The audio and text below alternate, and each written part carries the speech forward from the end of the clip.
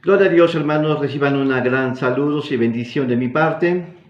Pues como siempre, hoy es domingo, domingo de bendición, domingo de recibir la palabra de Dios.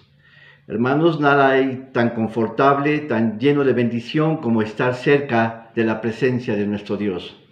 ¿No es así, hermanos? Así que hoy es el día del Señor y yo me recuerdo cuando era niño, les voy a contar algo.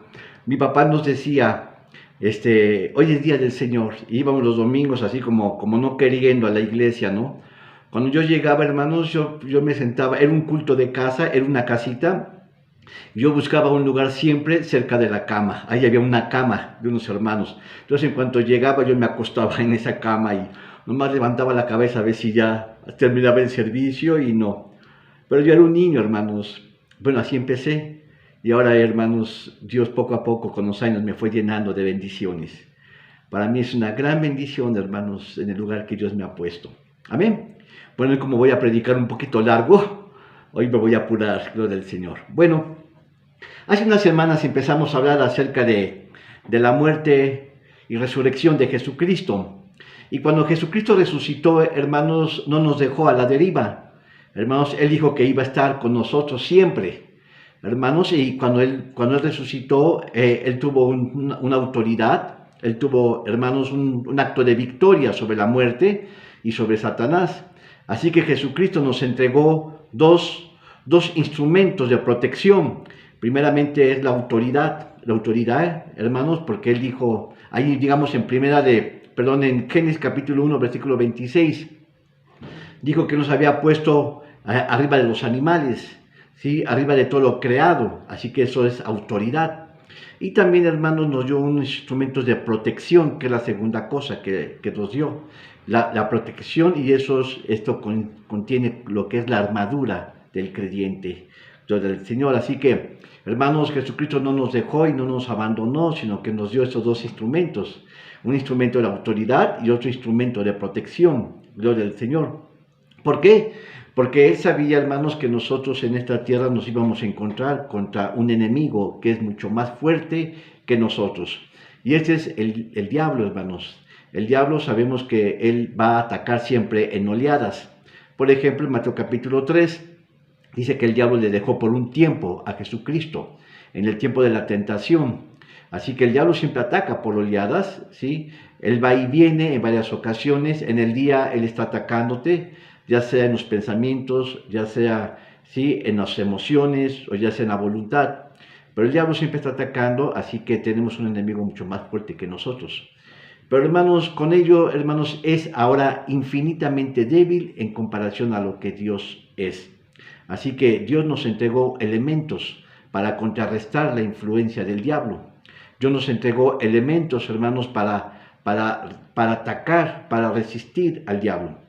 Recuerden que habíamos visto que ahí en Efesios capítulo 6, del 10 al 20, nos habla de 7 instrumentos, hermanos, de defensa, ¿sí? Y son 6 de defensa y uno que es de ataque, ¿sí? Para poder resistir al diablo. Y si ustedes observan, cuando Dios le dice, nos está diciendo a través de la boca del apóstol Pablo, dice que nosotros debemos de resistir, ahí está la palabra de resistir, ¿sí?, la influencia del diablo. Gloria al Señor. Y también dice de estar firmes. Así que la actitud del creyente, hermanos, es contra el enemigo, no es de desafiarlo, sino que de resistir y de estar firmes. Esto los había mencionado, que es como un centinela, hermanos, que está vigilando en la noche, pero está apercibido de los ruidos, de los sonidos, de todo lo que está sucediendo.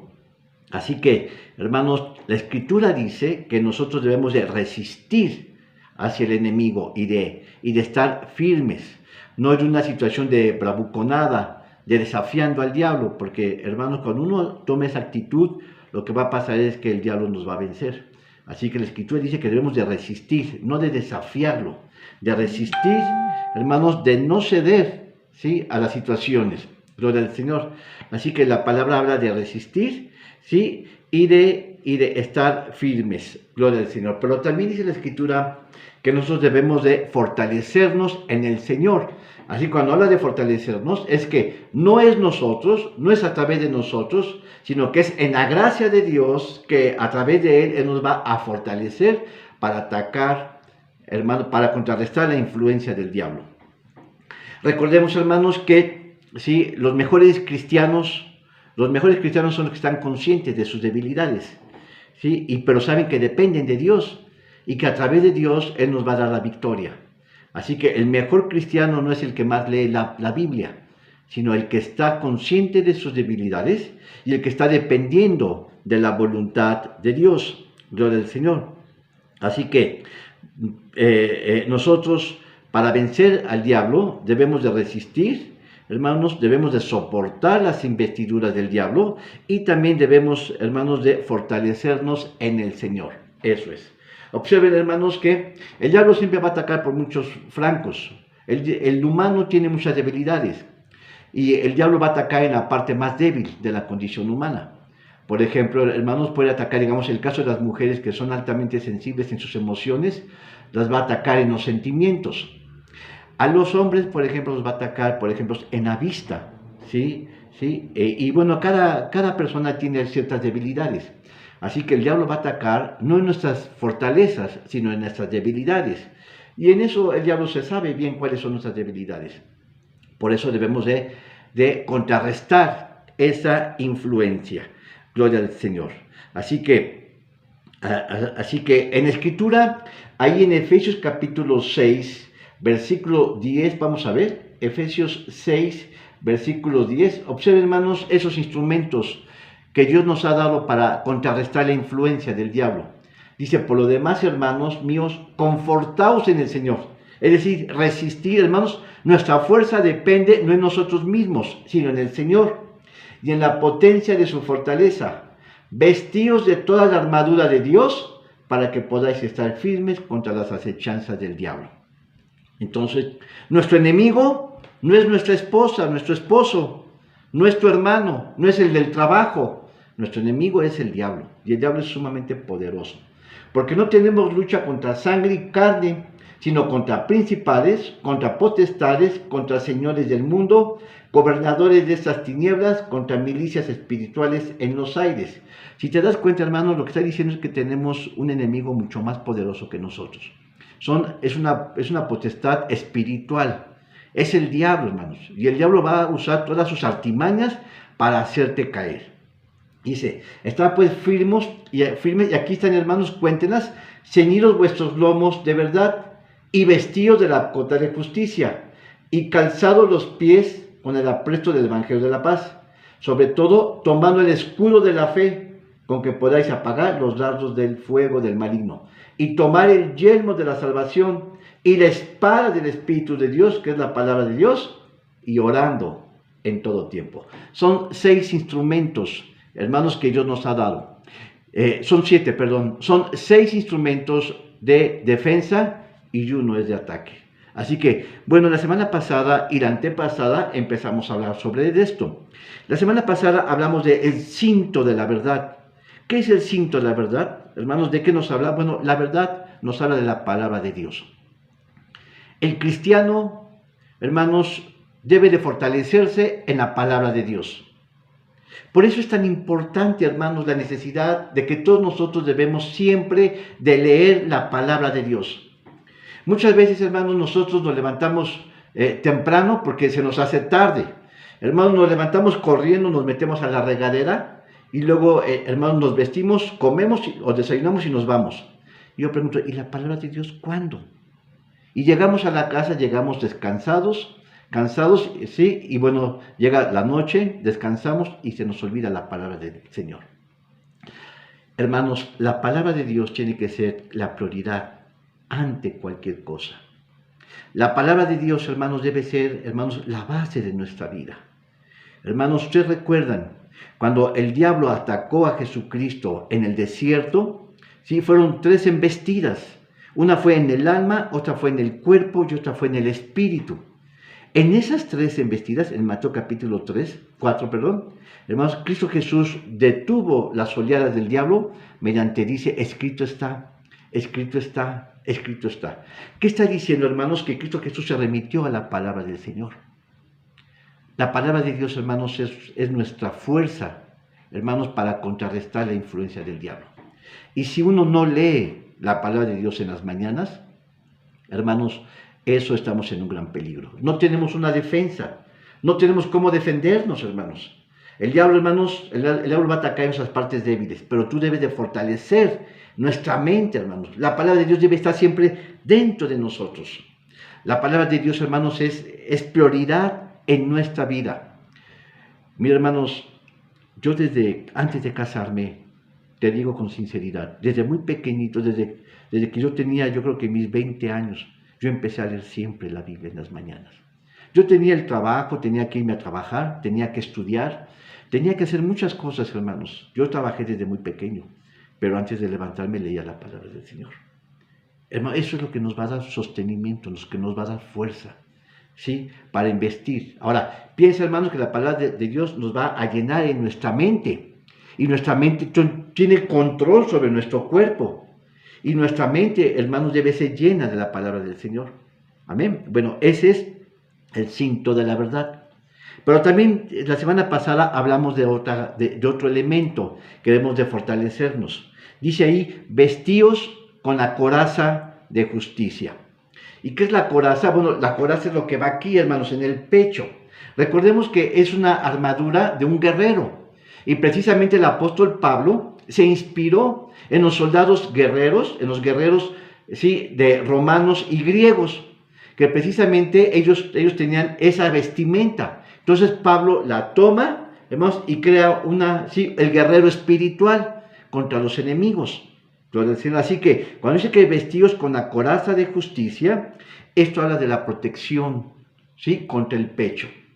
Así que, hermanos, el cristiano el guerrero era protegido con una coraza aquí de metal y también en la espalda. Y solamente, hermanos, se ajustaba por los laterales, por las partes laterales. Gloria al Señor. Así que esto era lo que nos protegía. ¿De qué nos está hablando ahora esta situación? Si ustedes se dan cuenta, esta protección, ¿qué es lo que va a proteger especialmente?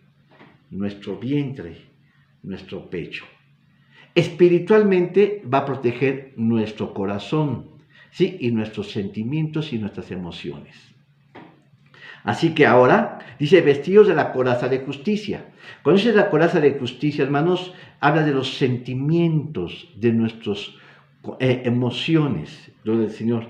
Así que, y esto cuando habla, se está refiriendo a la justicia de Dios. Vestidos de la coraza de justicia. Así que todo cristiano debe de saberse conducir con justicia. No podemos ser ambiguos como cristianos, hermanos. No tenemos posibilidad de andar con doble cara, con doble rostro, ser hipócritas, ¿sí? Ustedes saben que el nombre de teatro, ¿sí?, viene de Hipócrates, que significa dos rostros. Y ustedes ven, hermanos, como en el teatro muchas veces se ponen unas mascarillas. Precisamente es para representar varios actores o varias personalidades. Pues precisamente el teatro tiene esa facultad de ser como hipócritas, es decir, con doble rostro. El cristiano no tiene esa facilidad. El cristiano no debe de conducirse en esas circunstancias. Debe de tener un solo rostro, debe de tener una sola actitud, debe de hablar siempre, hermanos, con justicia y con verdad. Gloria al Señor. Así que lo que nos está hablando aquí acerca de la coraza de justicia, que nosotros debemos de sostenernos en la justicia de Dios.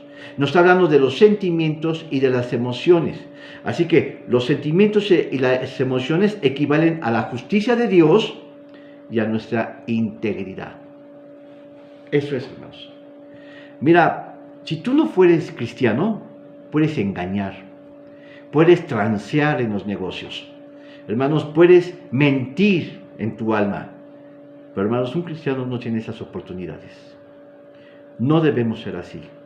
Hermanos, si tú vas a ser un cristiano de verdad, sélo, hermanos, de tiempo completo. Hay veces, hermanos, los cristianos son cristianos de lunes, únicamente los domingos. Y de lunes a viernes se quitan la coraza de justicia y viven con los amigos y hablan groseramente y tienen una vida disipada. No podemos ser así, hermanos. Así que, mientras que el cinto de la verdad nos habla que nosotros debemos de llevar siempre en nuestra mente la palabra de Dios, hermanos, y debemos de responder de acuerdo a lo que dice la Escritura. Ahora, la coraza de justicia nos está hablando ahora de nuestras emociones y de nuestros sentimientos. A veces, hermanos, esto nos va a comprometer, hermanos, y nos va a traer situaciones contraproducentes.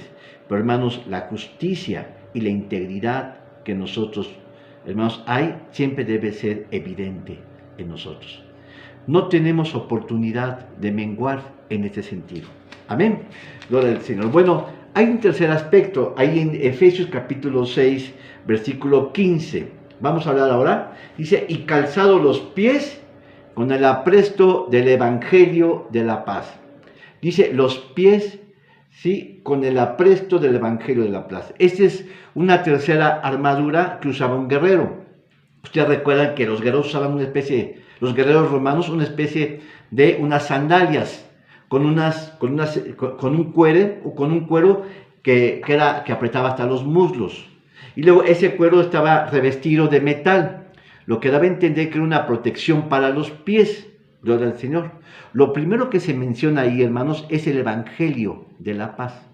¿Qué nos está diciendo espiritualmente, hermanos? Bueno, precisamente dice que todo creyente debe de evangelizar. Para eso son los pies, hermanos. Hermanos, el cristiano está diseñado para llevar las buenas nuevas.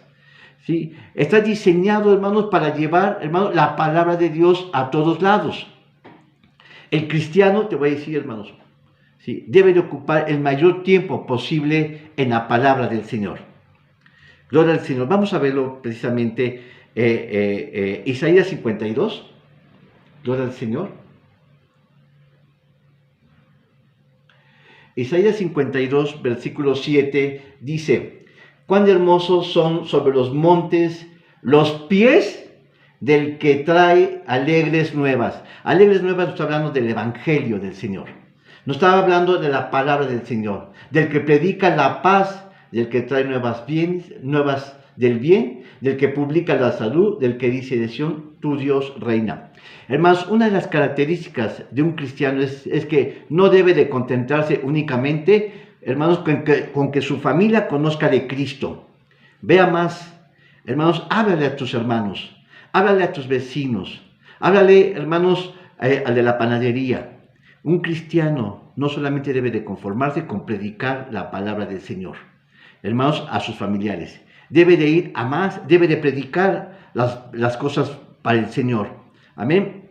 Si nosotros vamos ahora ahí al capítulo de Isaías 61, dice también, hermanos, 61:1 dice, el Espíritu del Señor Jehová es sobre mí, porque me ha ungido Jehová, heme enviado a predicar buenas nuevas. Vemos aquí, es una palabra profética que Dios la reveló al profeta Isaías acerca del Mesías. ¿A qué vino el Hijo de Dios? Hablar acerca de Cristo. Perdón, hablar acerca, hermanos, de la salvación. Él vino a hacer la voluntad de Dios. Jesucristo vino, hermanos, no a hablar de sí mismo.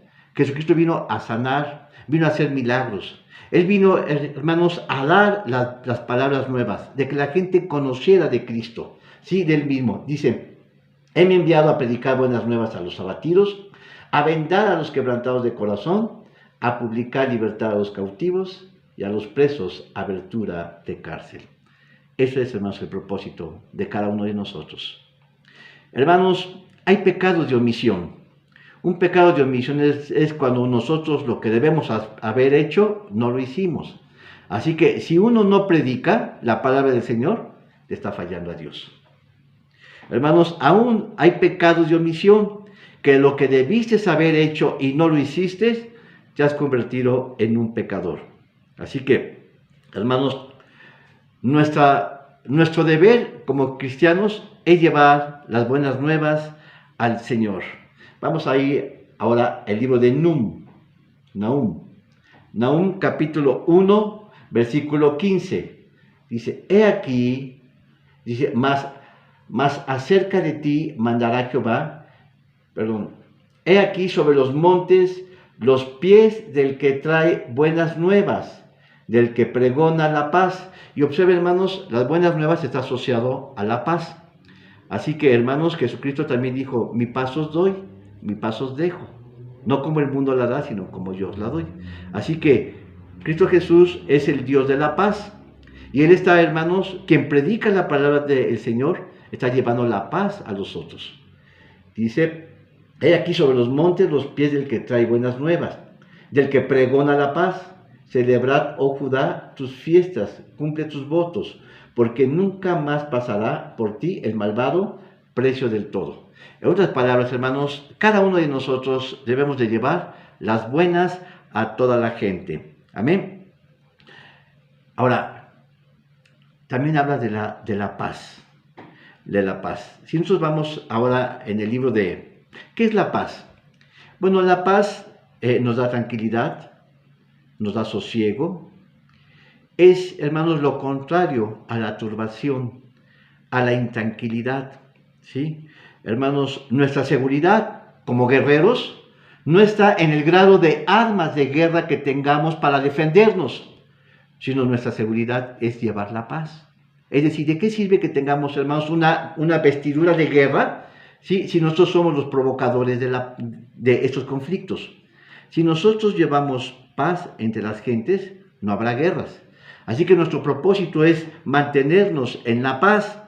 Nuestra seguridad la vamos a hallar no en cuanto a los instrumentos de ataque que tengamos, sino en cuanto llevemos la paz. Gloria al Señor. Hermanos, el propósito de un cristiano es mantenernos en la paz en todo tiempo. Salmos capítulo 34, versículo 14.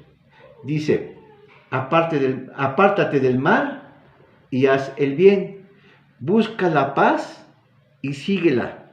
Gloria al Señor. Así que, hermanos, ¿de qué sirve un guerrero? Hermanos, con toda una vestidura de defensa. Hermanos, si uno mismo ha provocado esa guerra. Hermanos, antes de prepararse para una guerra, mejor hay que conciliar la paz. Hay que procurar el bien.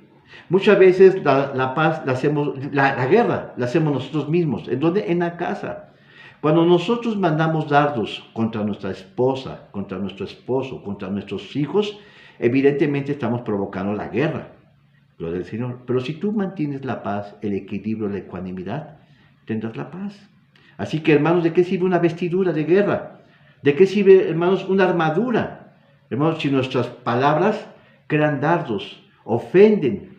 Hermanos, ustedes recuerdan ahí en Santiago capítulo 3, dice, hermanos, dice la palabra del Señor que nuestra lengua, hermanos, puede provocar, es un lugar de fuego, puede provocar, hermanos, guerra. Muchas veces nosotros hemos sido los provocadores de las separaciones. Muchas veces nosotros no hemos querido perdonar a nuestros seres amados. Decimos que amamos a los otros, por eso hacemos la guerra. Despreciamos a nuestros semejantes. Muchas veces no es necesario que uno golpee, ¿sí?, a la persona, sino que muchas veces hemos matado con nuestras palabras a nuestra pareja, a nuestros hijos, a nuestros padres.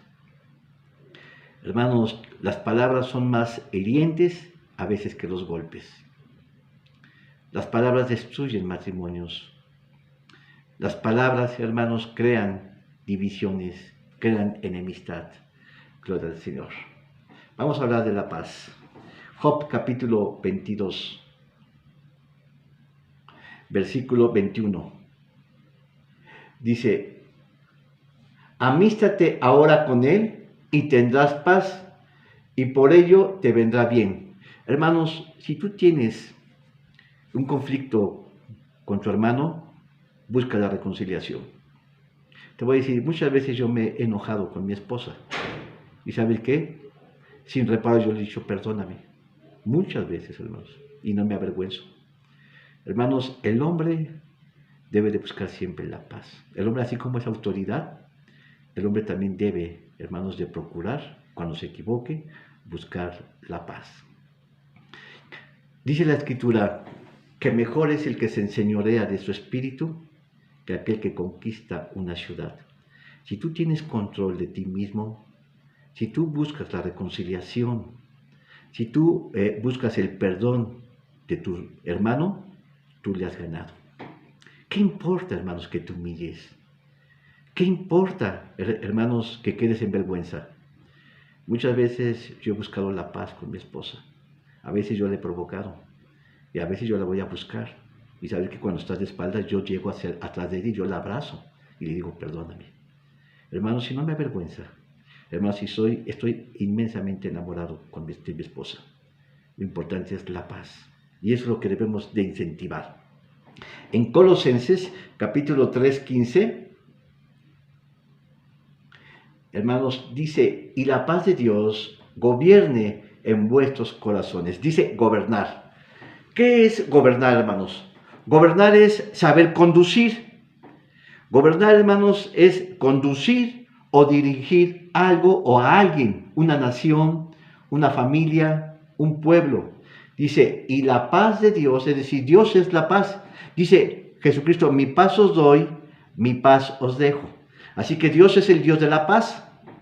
Dice, y la paz de Dios gobierne en vuestros corazones. Hermanos, ¿de qué sirve tener, hermanos, una armadura de guerra si no somos los provocadores? Mira, muchas naciones, por ejemplo, los grandes imperios son provocadores de guerras, porque tienen el poder, saben que pueden subyugar y dominar a otros pueblos. Pero hay naciones que gobiernan más a su pueblo, hay presidentes que saben gobernar, ¿sí?, a su pueblo sin tener armas de guerra. Dice, y la paz de Dios gobierne en vuestros corazones. En otras palabras, la paz, hermanos, se consigue con sabiduría. Hermanos, y quien tiene sabiduría ha de prevalecer, sí, debe de tener en ellos la paz. La paz, hermanos, no es un nombre, no es una persona. La paz, hermanos, es un estado de bienestar. La paz, hermanos, se consigue cuando uno ha buscado, hermanos, la comunión con el Señor. Aleluya. Lucas capítulo 1, versículo 79. Dice, por las entrañas de misericordia de nuestro Dios, pero dar luz a los que habitan en tinieblas y en sombra de muerte, para encaminar vuestros pies por caminos de paz. Hermanos, quien anda en caminos de paz, tiene seguridad. No hay temor en cada uno de ellos, ¿sí? Hermanos, quien camina en paz, tiene la palabra del Señor, ¿sí? Ustedes recuerdan ahí en Filipenses capítulo 4, versículo 9. Filipenses 4, 9, gloria al Señor, dice, los que aprendiste y recibiste y oíste y viste de mí, esto haced, y el Dios de paz será con vosotros. Observen algo importante, hermanos. El apóstol Pablo se pone como ejemplo, pero a su vez ese ejemplo no termina en él, sino que a su vez él dice que lo ha retomado de Cristo Jesús. Dice, lo que aprendiste y recibiste y oíste y vistes en mí, esto haced. Dice, y luego dice en otra cita, así como yo de Cristo. Así que, hermanos, y dice, y el Dios de paz será con vosotros. ¿Quién es el que garantiza toda esa tranquilidad, todo ese estado de beneficencia, de bienestar? Hermanos, el Padre Celestial. Porque, hermanos, porque nosotros debemos de potencializar, hermanos, de incentivar la paz en nosotros. Así que un guerrero, antes de ser guerrero, debe de procurar la paz. Hermanos, si hay paz, entonces no hay guerra. En otras palabras, hermanos, la guerra